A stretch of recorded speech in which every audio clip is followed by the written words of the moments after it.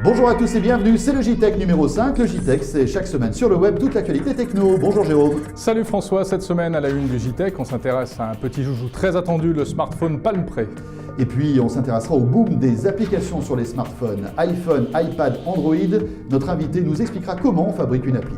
Vous allez voir aussi comment on pourra bientôt téléphoner sur un téléphone mobile avec une qualité sonore digne de la radio FM. Et puis en toute fin de ce JTech, vous verrez deux journalistes faire les pitres devant une caméra, puisqu'avec Jérôme, nous avons testé le fameux projet Natal. Vous savez, c'est la nouvelle interface de la Xbox 360 qui vous permet de bouger les bras et les jambes et de jouer à un jeu vidéo. Et vous allez voir, c'est pas triste. Soyez les bienvenus.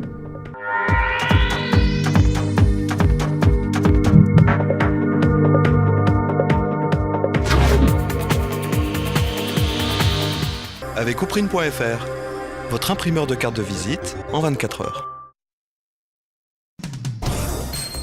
Kaspersky, expert en sécurité informatique.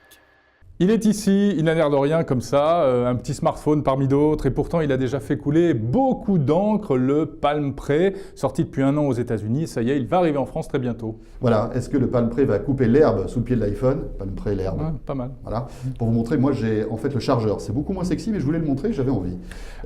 Oui, est-ce que ce téléphone va révolutionner les smartphones et arriver justement à concurrencer l'iPhone, Jérôme? Alors pourquoi est-ce qu'on en parle tant? Parce qu'en fait, depuis le début, on sait qu'il a des potentialités et véritablement pour rivaliser avec l'iPhone en termes de puissance, en termes d'interface, etc. Et puis c'est la société Palm, mythique. Rappelez-vous le Palm Pilot que vous avez peut-être eu il y a quelques années. Beaucoup de gens ont envie de retrouver un petit peu cet écosystème. Donc après quand même pas mal d'attentes et d'incertitudes, il arrive enfin chez SFR très bientôt. Oui, parce que ce téléphone a été présenté en fait à Barcelone lors du Mobile World Congress, c'était en février 2009, donc il y a longtemps. Il est sorti aux États-Unis et il arrive donc chez nous, chez SFR, donc c'est une exclusivité SFR. Et nous avons rencontré le directeur marketing de SFR, Thierry Pellissier, qui nous explique pourquoi ils ont choisi ce téléphone. Nous avons été tout simplement passionnés par toutes les capacités de ce produit. Il suffit de l'utiliser, on s'en aperçoit immédiatement. Il y a d'abord le multitâche, qui sur le Pre en particulier est exceptionnel. C'est le fait de pouvoir lancer plusieurs applications en même temps, d'une manière naturelle. C'est très fluide et en plus vous savez que ce produit a un microprocesseur très puissant, ce qui fait que ce multitâche-là est vraiment très efficace. Et ensuite la fluidité, qui est vraiment extraordinaire, l'ergonomie qui est vraiment ce qui se fait de mieux aujourd'hui. Et enfin, pour ceux qui ont toute l'histoire de Palm en tête, il y a toutes les possibilités autour de l'organizer, des mails, d'exchange, des synchronisations pour toute une activité professionnelle que j'ai testé moi-même et qui sont extraordinaire. Un smartphone vit avec des applications. Est-ce que vous êtes prêt pour la sortie, pour fin avril? Il y aura des applications disponibles sur le Palm Pre et sur le Pixie aussi, puisqu'il y a 2 téléphones aussi. Alors, on lance en France les 2 dernières versions, les versions Plus. On lance le Pixie, donc nos clients auront vraiment tout ce qu'il faut. En termes d'applications, il y en a d'ores et déjà 800 disponibles en France, sur un total de 2000 qui existent dans le monde. Et vous savez, pour aller plus loin, un certain nombre de partenaires ont développé des applications. Par exemple, Le Monde sera disponible et on a lancé un concours pour des applications exclusives Palm développées en France. Voilà, nous, vous voyez, on l'a eu un petit peu en avant-première. Il sera très bientôt disponible. Bon, à l'usage, il est assez séduisant, ce Palm. C'est vrai qu'il y a une ergonomie et des tas d'innovations que vous pourrez d'ailleurs découvrir en détail dans une vidéo qui sera prochainement mise en ligne sur la chaîne techno.com. Il y a une chose que moi j'aime bien, François, alors ça, je trouve ça magique, c'est ça. Tu poses le téléphone sur son petit support qui est également un chargeur sans contact, un système de recharge par induction. Oui, c'est en fait le premier téléphone qui a cette option en fait véritablement dans la boîte lorsqu'on achète le téléphone et c'est plutôt pas mal. En revanche, tout n'est pas rose chez Palm, Jérôme, puisque c'est une société américaine qui va très mal en ce moment. Vous l'avez peut-être lu sur le web, beaucoup de rumeurs circulent en ce moment. Palm serait en passe d'être racheté. Alors est-ce qu'il faut s'inquiéter de cette nouvelle? Peut-être pas finalement, parce que si effectivement un gros industriel s'adosse à Palm pour justement réinvestir de l'argent, peut-être que ce sera véritablement le renouveau de Palm. Espérons-le en tout cas, puisque le produit est très sympathique. Voilà, vous êtes au cœur du JTech. Le JTech, c'est toute l'actualité techno sur le web chaque semaine.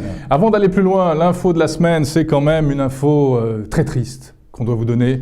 Ce joujou-là, Eh bien, vous ne le trouverez pas en France avant la fin du mois de mai. On avait parlé d'avril, non, ce sera fin mai. Alors, quand on pose la question à Apple, la réponse est simple, c'est que l'iPad a tellement de succès aux États-Unis qu'ils ne peuvent pas en livrer autre part. Ouais. En gros, c'est ça. Enfin, ils vont se servir d'abord, en réalité. Voilà, donc les Américains sont servis en premier, puis le reste du monde, on verra plus tard. S'il Donc, en si reste. tout va bien, donc fin mai, c'est Fin ça. mai, ouais. Retard officiel d'un mois de la sortie de l'iPad en France. Voilà, et on n'a aucune date pour la version 3G, semble-t-il. Non, pas du tout. On verra bien.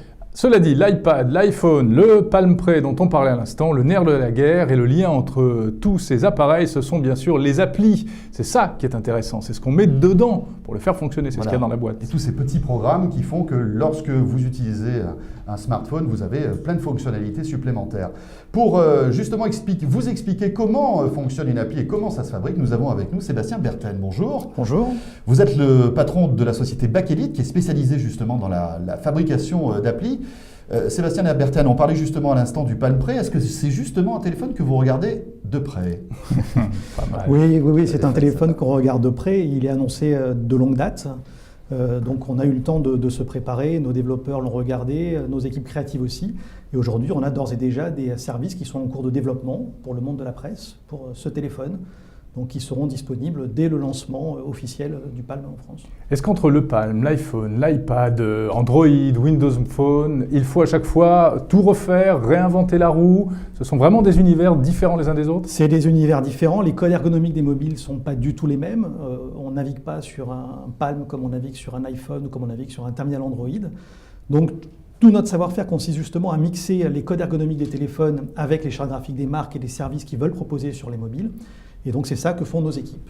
Alors bon, vous êtes l'auteur d'applis, on va dire best-sellers, comme Allociné, il y en a beaucoup d'autres, on va pas toutes les citer, comme Voyage SNCF Voyage entre autres. SNCF, oui, Eurosport par exemple. Aussi, c'est compliqué de fabriquer une application, ça prend combien de temps? Toi, tu n'y arriveras pas. Non, ça c'est sûr, surtout avec mon Game Boy. Ça prend plusieurs mois, ça dépend de la complexité de l'application bien sûr, ça peut prendre de 2 à 6 mois en fonction de la complexité. S'il faut s'interconnecter à des systèmes très compliqués, comme par exemple pour faire de la réservation de billets de train, bien sûr ça va être plus compliqué que d'afficher juste un flux d'informations. Et combien ça coûte pour une entreprise comme celle qu'on vient de citer? Eh ben, ça dépend aussi de la complexité de l'application. Vous allez trouver des applications très bas de gamme comme un briquet qui s'allume, vous allez être de l'ordre de 2 000 à 5 000 euros.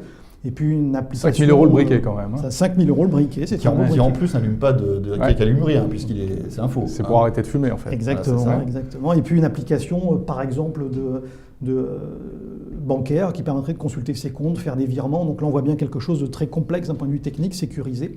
On peut monter jusqu'à 90, 100 000 euros. Sébastien Berten, est-ce que c'est une mode, les applications? Est-ce que ça existera encore dans 5-10 ans ou est-ce que ça va évoluer à votre avis? Oui, ça va évoluer. Enfin, on le voit bien, on parle beaucoup des applications. Il y a aussi ce qu'on appelle le browsing, l'HTML5, qui revient de plus en plus. Donc le browsing, c'est le fait de surfer en fait. De surfer, de se connecter à Internet via le navigateur. Et on se rend compte que les navigateurs évoluant, on arrive à faire quand même de plus en plus de choses compliquées dans les navigateurs.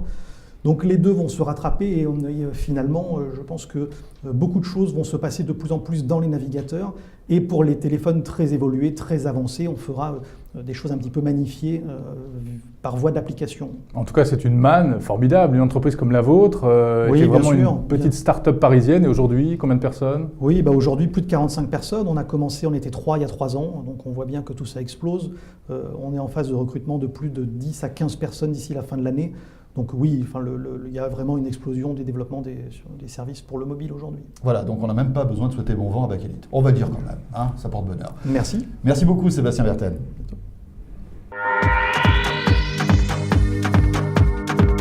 Tiens, une autre révolution est en marche dans le domaine de la téléphonie mobile, c'est la qualité de son en haute résolution, Jérôme, et ça arrive. Oui, sur un téléphone mobile comme celui-ci, eh bien très bientôt, on pourra se parler et s'entendre, non plus avec ce son nasillard auquel on est habitué depuis 1876. Et que tu as tout le temps, toi, c'est ta particularité. Oui, mais moi, c'est pas un problème de téléphone. Et en fait, très bientôt, eh bien oui, on va passer dans une autre dimension sonore avec ce que Orange appelle la voix HD. Voilà, c'est un truc tout bête, il fallait y penser, mais c'est vrai que si tout va bien, si tout le monde suit le train, eh bien dans quelques mois, quelques années, on téléphonera avec une qualité sonore vraiment très très fine. Alors ça a d'autres avantages, c'est un petit peu la qualité qu'on a à la radio, et puis ça limite aussi les bruits ambiants quand on est par exemple dans un lieu où il y a beaucoup de monde. Voilà, ça c'est le deuxième avantage effectivement de ce codec, c'est le mot technique, donc de ce système qui qui a été mis au point par les techniciens d'Orange et qui, normalement, devrait permettre très bientôt d'améliorer la qualité sonore sur les mobiles. Et c'est Bénédicte David du Technocentre d'Orange qui nous explique tout ça. Bienvenue sur le service de démonstration de la voix haute définition. Cette nouvelle technologie permet effectivement d'atténuer les bruits de fond, ça c'est une première chose. Et la deuxième chose, sans rentrer dans le détail de ce fameux codec, mais elle va apporter une voix, une qualité de voix beaucoup plus riche, donc beaucoup plus naturelle. Concrètement, vous allez reconnaître beaucoup plus les timbres des personnes avec lesquelles vous parlez. Et donc, mais du coup, ça va vous permettre véritablement de partager mieux vos émotions, de reconnaître vos interlocuteurs. Nous, ce que nous disons, c'est que grâce à ça, nous allons transformer l'expérience de téléphonie pour nos clients en leur apportant beaucoup plus de proximité. Qualité téléphonique classique. Oui. Marcel, je peux te parler? Oui, qu'est-ce que tu me veux? J'ai un problème avec mon lave-vaisselle. Alors ça, c'est le téléphone classique. J'arrive dans 2 minutes. Qualité voix haute définition. Marcel. Oui.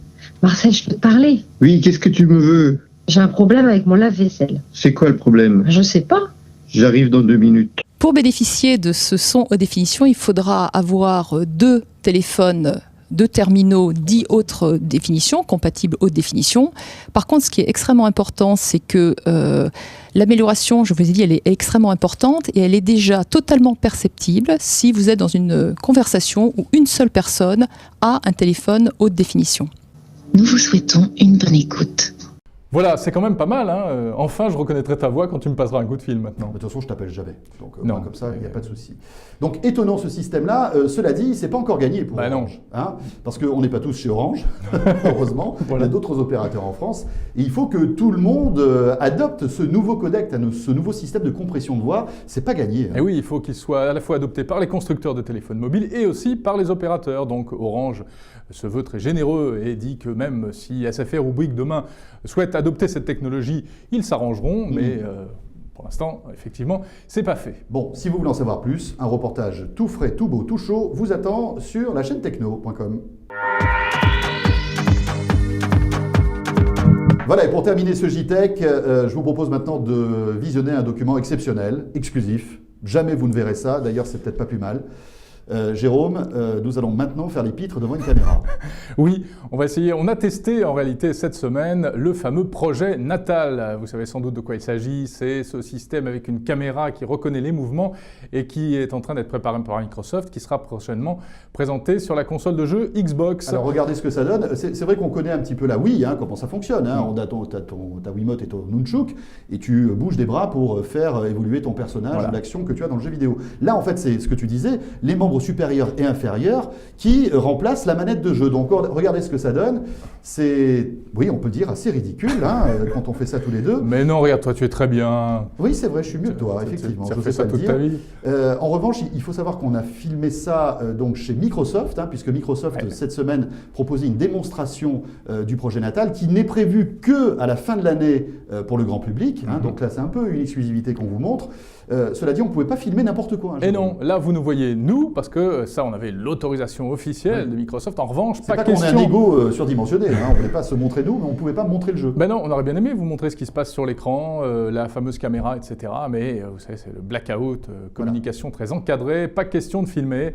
Donc pour l'instant, vous ne verrez pas ce que nous avons vu sur l'écran. Bon, s'il vous plaît, ne reproduisez pas ces vidéos, ces petits moments quand même intimes avec Jérôme sur le web, hein, c'est pas la peine. On va faire tourner ça sur Facebook. C'est pas forcément une bonne idée. Voilà, c'est là-dessus que se termine ce JTech. Merci de nous avoir suivis. Toute l'actualité high-tech, c'est toutes les semaines. Et on se retrouve bien sûr le week-end prochain. Tous les samedis sur la chaîne techno.com. Salut à tous, bye bye.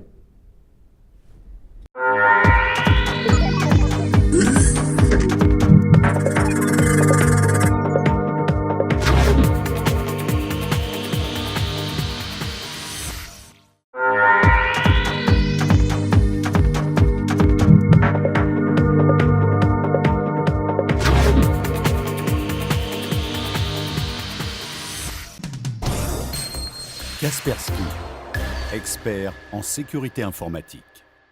Et on fait un tour de magie ? Jérôme, on a déjà été ridicule avec le projet Natal. Tu veux qu'on continue encore dans le ridicule ? J'ai bien préparé la chose. Je vais vous faire un tour de magie. Regarde. Vous pouvez arrêter si vous voulez là, hein, vous ne manquerez pas grand-chose. Voilà. Donc tu écris des choses sur ton iPad, c'est un tour de magie high-tech. Donc là, non, il faut le faire comme ça. Voilà. D'accord. Après, il y a écrit magie, ouais. Voilà. Okay. Pam, pam, pam. Le tour de magie. Merci beaucoup.